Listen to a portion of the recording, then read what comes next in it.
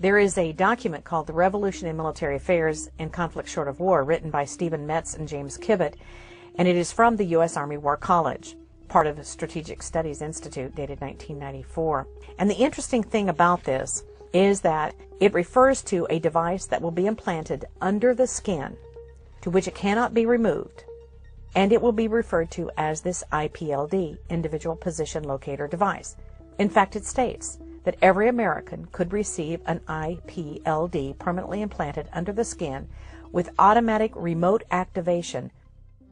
The problem with RFID identification, although you might be able to justify it, say, oh, this way we're going to be able to identify our animals, we're going to be able to identify our pets, we're even going to be able to identify our children if they're kidnapped. The difficulty is, of course, it gives the government the ability to track every individual in America 24 hours a day. The implantable chip is something that's only just now in the past few years been discussed openly. When it first came, when the discussion first started about 10 or 15 years ago, anybody that brought it up was looked at as some sort of a conspiracy nut. And now it's being accepted as common knowledge. They're talking about putting chips in our products. They're talking now about putting chips in people so that they can have their medical records and their bank records readily accessible. And that's how it's being sold. But what they're not focusing in on is the possibility that this could be used to control people. And I don't think that it's a very far leap to realize that this is exactly what the long-term goal is to be able to keep track of people, invade your privacy, and control you. We've been told that special forces in all of the military branches are now being chipped. And of course, the reason being that if they're a POW, they'll be easier to find. And that's a reason that is a good reason. And that's the problem, because utilizing all this technology has so many benefits to it, to the manufacturer, to use an RFID chip in all of their items, to track them, to be able to track people on the roads, to be able to track their speed. But the obverse has to be looked at, which is we lose our civil rights, we lose our freedom.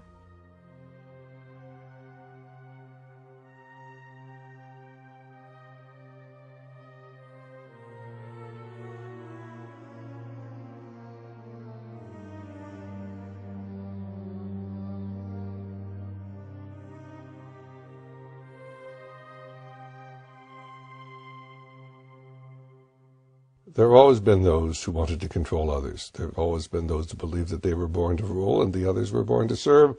And today there are people in key positions in our government who believe in an authoritarian society. And they're working to take away our freedom, to centralize all power in Washington, D.C., and to create a horror for the future.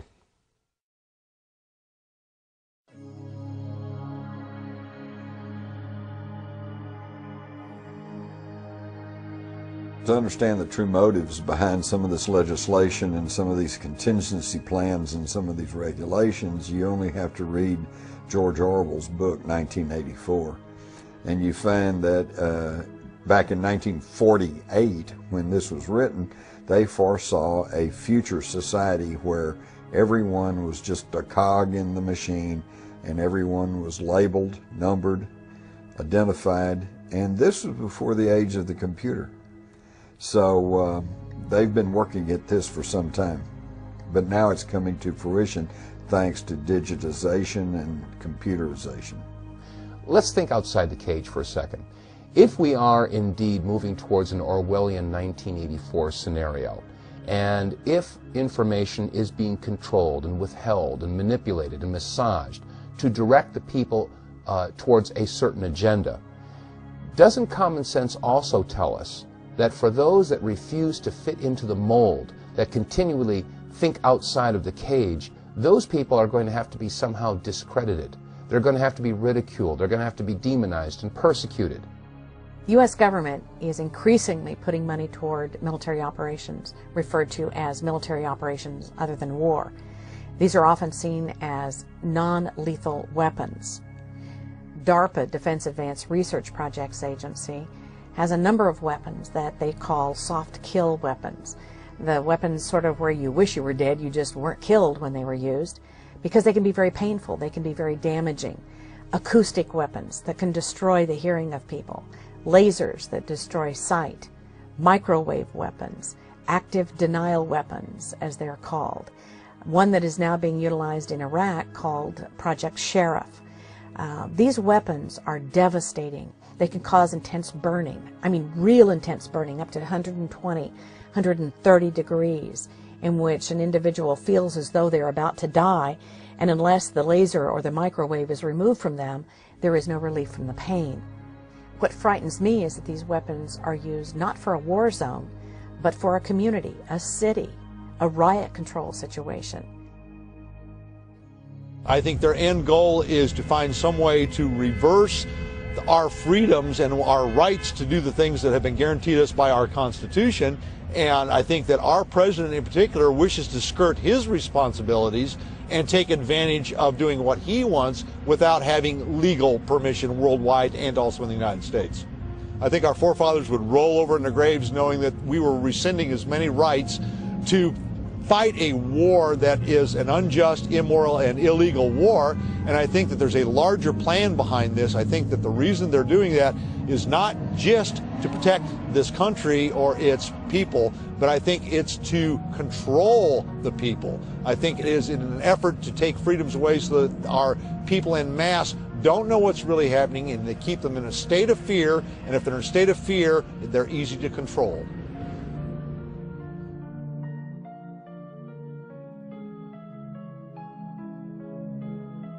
The Founding Fathers pledged their lives and their fortunes and their sacred honor. I don't think it's too far of a leap to understand that your elected officials are certainly not going to pledge their lives. They're not going to pledge a penny of their fortune. And by these two, they demonstrate that they have no sacred honor. How many of your elected officials have sons or daughters that are serving in the Iraq War? I think you start to understand what's going on here. We, the people, are their cannon fodder. They have sent our sons and daughters to fight their wars so that they can have their spoils. This is what it's all about. It's imperialism and it's fascism. And some folks hear that and say, oh, you must be anti-patriotic or anti-government. I am not anti-government. This government is supposed to be of, by, and for the people. This government is supposed to be following the guidelines or the rule book, which is called the United States Constitution. Here's where I think that we have the power, is that there are about 1,000 of politicians down in Washington, D.C. There are 200 million adults in this country. Why we are letting them get away with what they are, why we're not marching in the streets, why we are not actually down there physically extracting them from their offices and firing them. I mean, if we had employees in our individual businesses that were treating us like our government employees are treating us, they would be fired. They'd be out. We have come to this position in our thinking that they are the government and they are in control. And unfortunately, that old saying of the people get the government that they deserve, apathy and lack of participation has led to this particular point in time. And unless we do something to change that and reverse the tide and put the government back into the position where they should be, which is our servant and working for us, we're going to get the government that we deserve. If there were any one thing that I could change, I think it would be to go back to a true constitutional form of government in which there would be true accountability. The problem we have right now is that the judicial system is not accountable. The executive system is not accountable.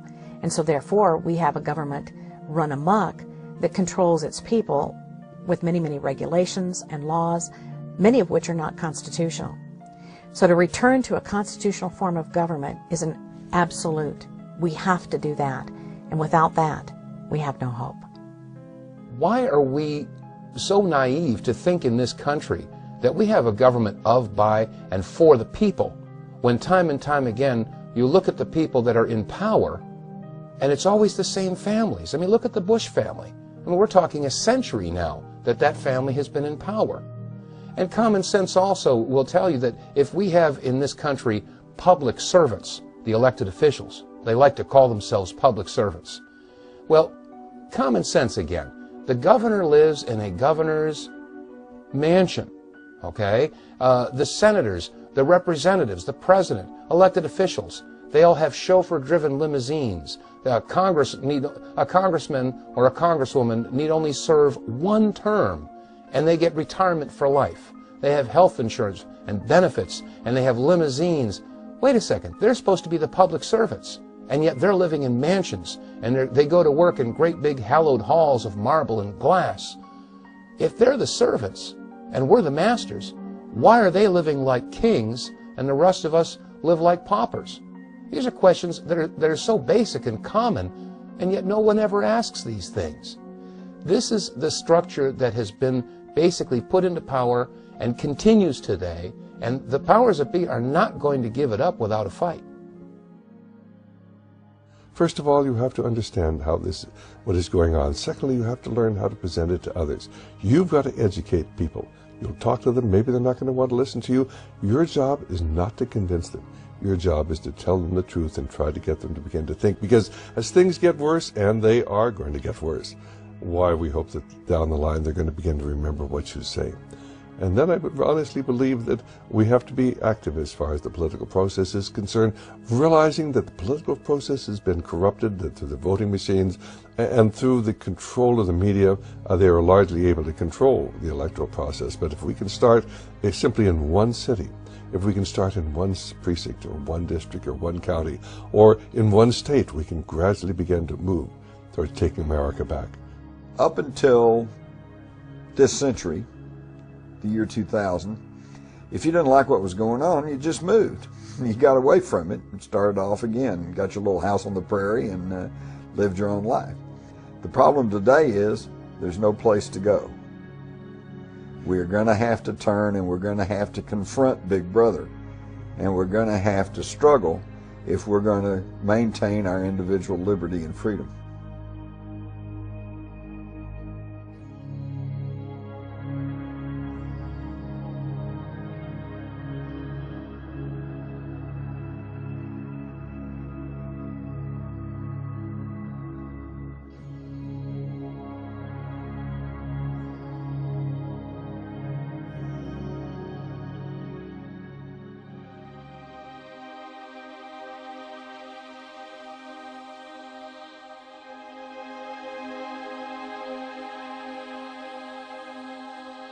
Unfortunately, with the technologies that are currently in place, in terms of the vaccine registries that are trying to be passed on a state-by-state basis to track people from cradle to grave, with the DNA types of tracking that is being implemented, with the RFID types of technologies that are being advanced in a huge agenda in a very rapid way, I fear that what could be coming 5 years down the road would be a show me your papers types of society, that you won't be able to move, you won't be able to travel, buy, sell, or trade, go to the grocery store, go see your doctors without being able to show your ID card, your RFID tag, something that gives some sort of complete identification that you are now bought, sold, and controlled by our government.